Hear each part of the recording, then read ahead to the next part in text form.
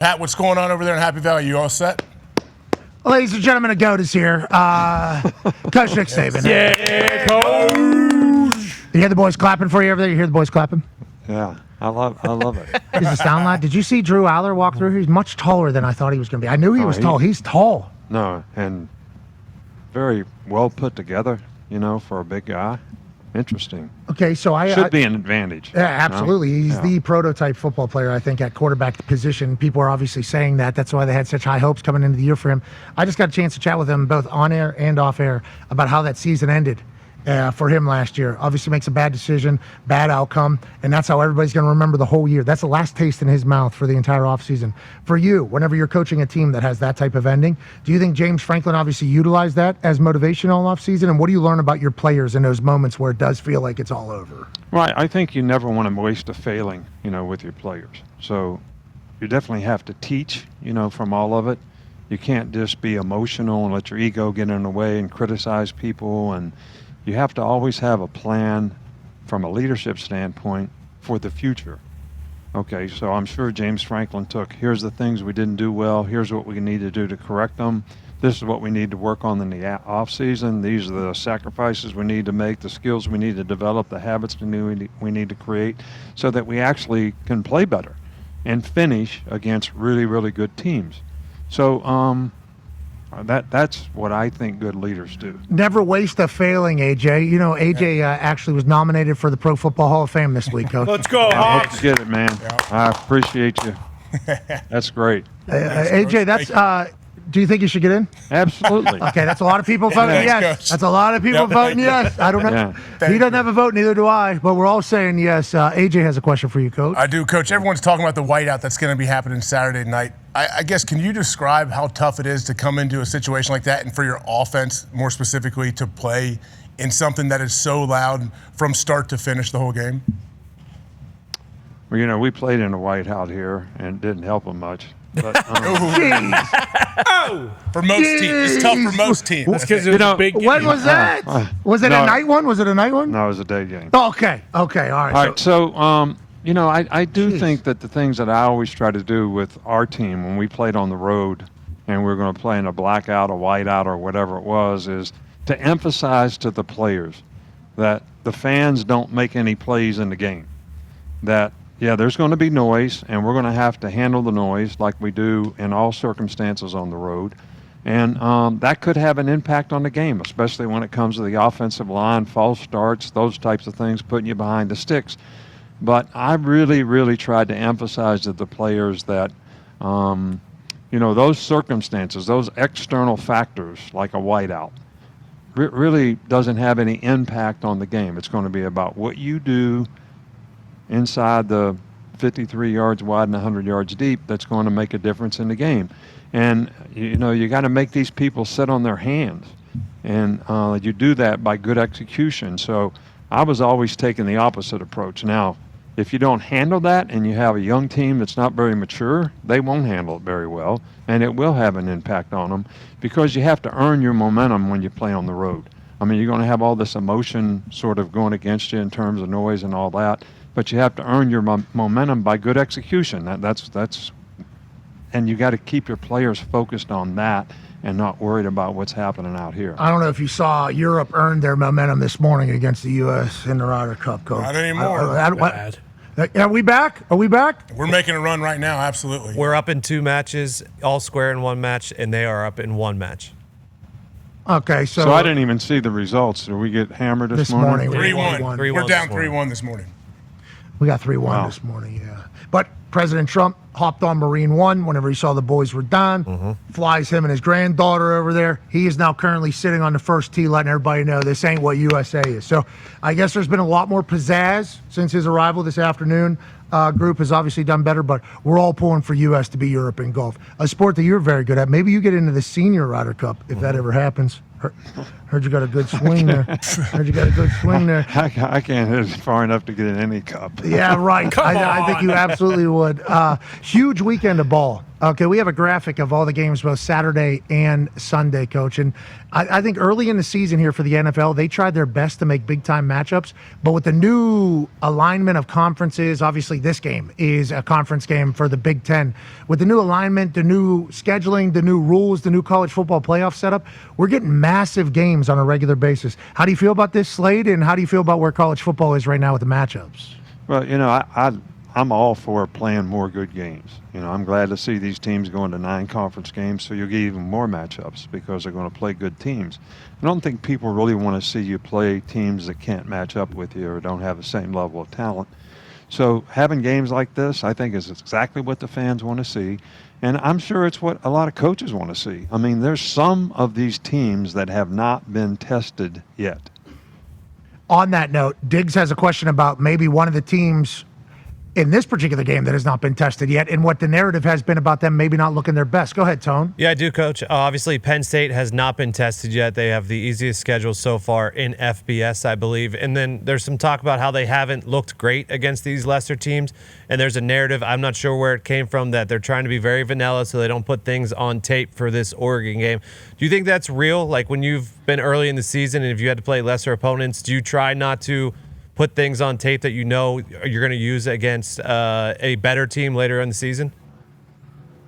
Well, I think there's probably some merit to that. I mean, the thing that I always was most concerned about was not the other team, but how do we develop our team? What do we need to do to make our team better? And if we weren't throwing it very well or protecting very well or stopping the run on defense, those are the kinds of things that I wanted to emphasize regardless of who we were playing so that we're more prepared. It's almost like exhibition games in the NFL. Preseason, yeah. Yeah, preseason games.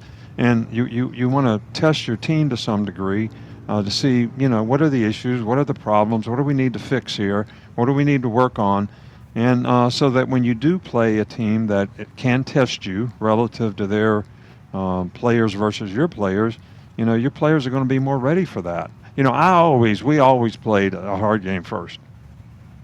Did you guys schedule that because you wanted it? Yeah, we did it because we wanted to do it. We started playing neutral site games, back in 2008, I think. And it really is what gave the program an identity. I remember we beat Clemson in 2008, in the opening game in Atlanta.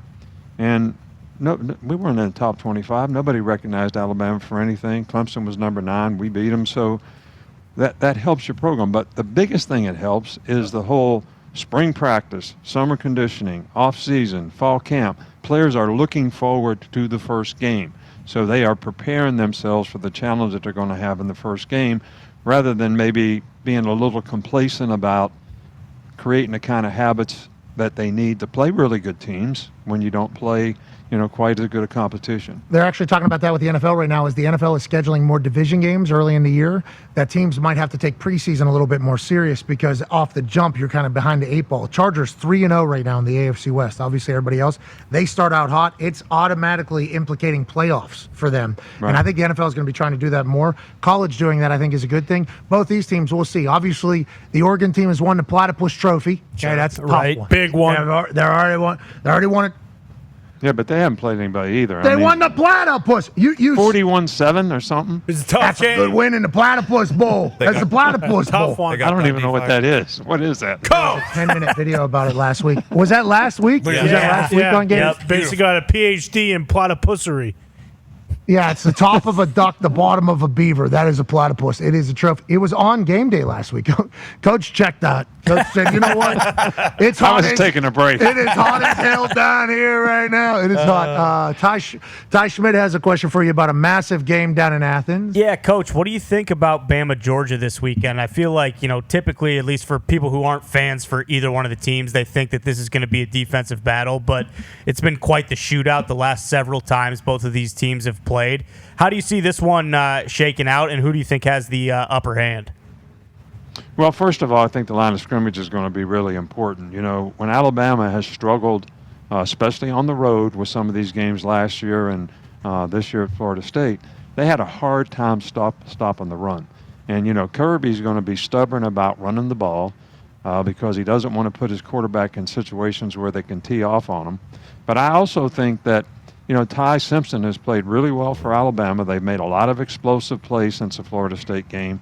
So I also think who can affect the quarterback? Who has the kind of pass rushers? Who can create the situations where you can affect the quarterback? That's going to be huge in this game. Can Alabama run it? Can they make the explosive plays? Can Georgia affect the quarterback? But I think it's going to be very similar for Georgia as well. Kirby's a guy that we should just always assume is going to have his team in top contention just for as long as he's coaching down there at Georgia. Yeah, well, I think the big thing you got to take away from the Tennessee, people talk about all the plays and, guy misjudged the ball and they made a big play, 4th and 6 or whatever it was, and they scored a touchdown. But how about the resiliency that their team showed in the game to keep coming back, on the road, over 100,000 people against them, and they just keep coming back and they keep playing. I don't know that you try to make that a part of the culture, but if your team doesn't have it, it's hard to get. And Georgia certainly proved to me that they have that kind of resiliency that you need to win big games and close games. 102,000, I forget what the number was, that were in there. I happen to be one of them. We stuck around because maybe we have a friend that's an alumni there, and there was a brand new part of the stadium being debuted. But he wasn't the only one. Everybody was back there. That was a homecoming type feel. Yeah, it had that type of feel there. And for Georgia to answer, and Gunner Stockton, that might have been a moment for him. That might have been like a breakthrough moment confidence-wise for him, who you've liked since high school, right? Yeah, I've always liked Gunner because he's a great competitor. People can talk about maybe he's not the classic passer, but he's a great athlete. He can beat you with his feet. I think he's smart. I think he makes really good instinctive decisions. And I think he's going to do nothing but get better and better. And that game, last 2 weeks ago against Tennessee, their last game is going to do volumes for his confidence. Not just his, probably the whole team, right?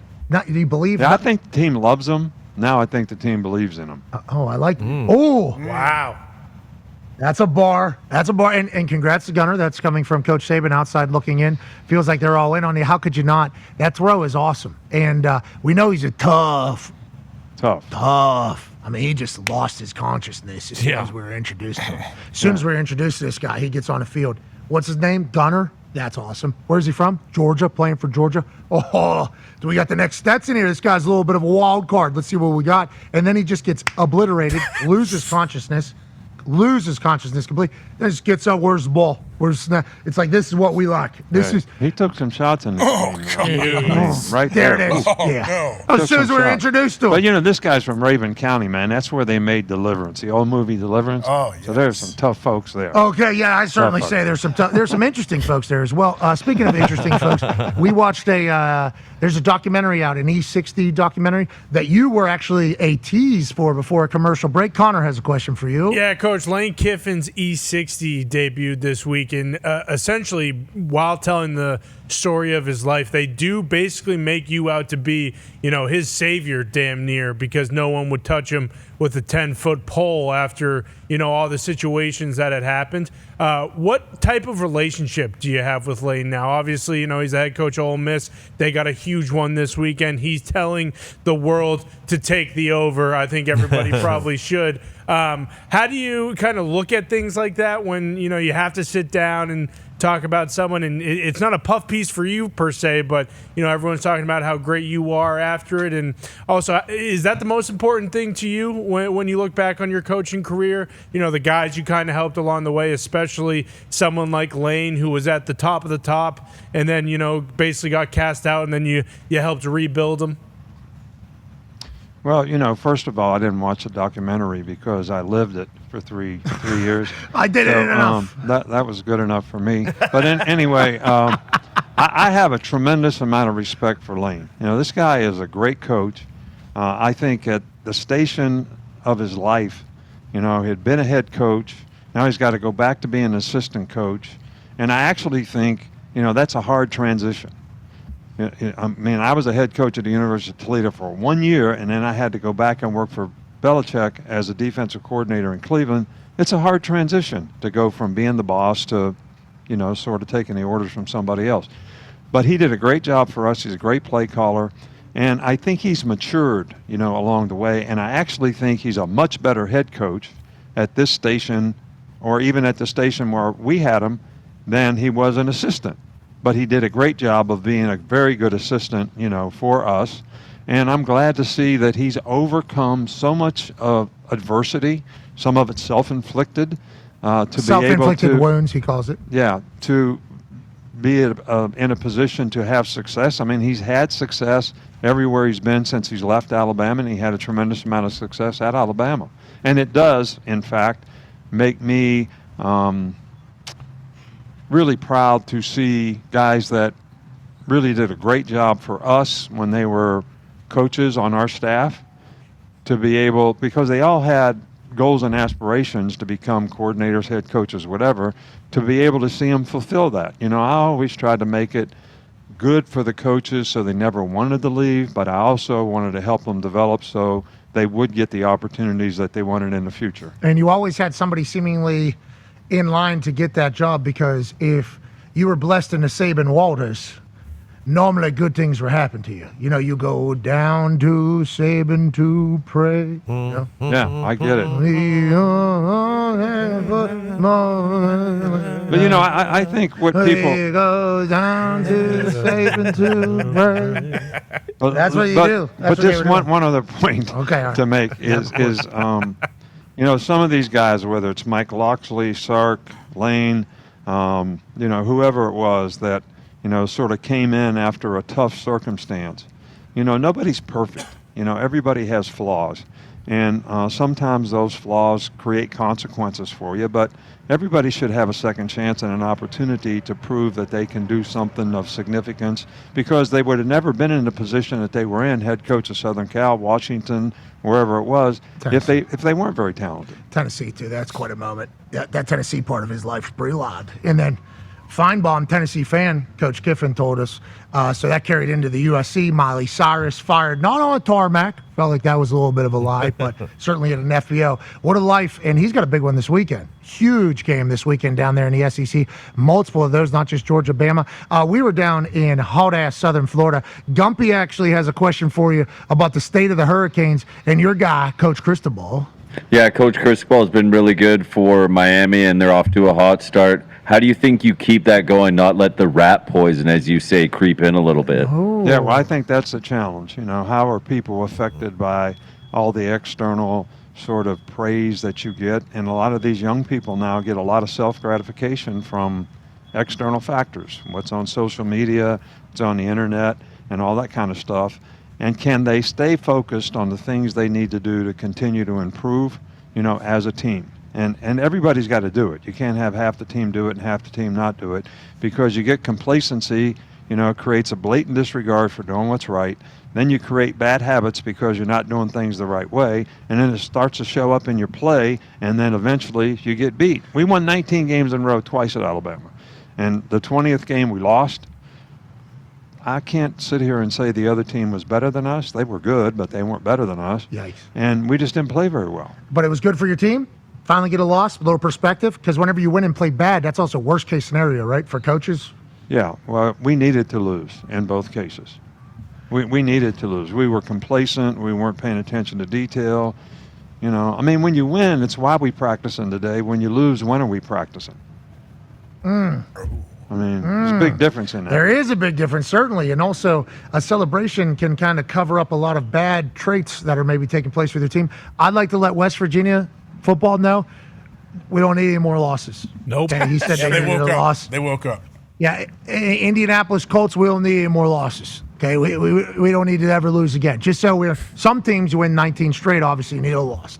There's some teams that aren't in that. Well, we need a win. There's a little you got to bit. keep winning. You got to get to that point. You picked against West Virginia a couple times. Yeah, I was sorry for that. You were sorry for picking against them or for them? I was sorry for picking against them. Yeah, but then you still did it, though. You actually told me beforehand you were going to be sorry to do it, and you did it. And how about John Cena? What was that all about? Did you see that, AJ? Did you see whenever he hit me with the can't see me? I did. I appreciate Coach for doing that, actually. That was awesome. You know what? I cannot sit here and take credit for that. Oh. Mr. Harry? That was my host here giving me some coaching points. No, no. Work yourself into a shoot, Yeah, brother. there's Mr. Harry. Here it is right there. I take Brock Lesnar after laying out the beast versus the GOAT. And by the way, I don't know if you kept up with it. I was right again. Okay. I was right again on the picks, on the Coors Light picks. And you hitting the You Can't See Me is one of the greatest moments I've seen on the internet. I just want to let you know that. Because there's so many different generations that have felt that. And the fact, boom. Not so fast, my friend. You dropped a Lee Corso. Yeah. Yes. What a moment, dude. And then you ate out of an alligator, if you do recall. And we all lost 45 pounds of sweat. It was hot as shit down there. It was hot, man. But it was a great setup. Yeah, it was. There was great enthusiasm. I think it's, a fantastic environment.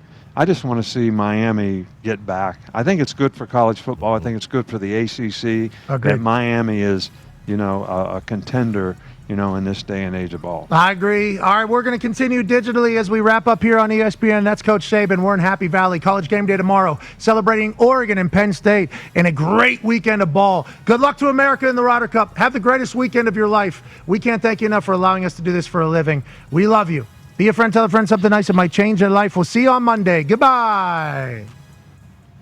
You got it. Nailed it. Yeah. Yeah, he certainly was. Yes, he certainly was. All right, Coach. We'll see you. That's all we want to do. Thank you, Coach. Ladies and gentlemen, Coach. Thanks, Coach. Hey, Coach.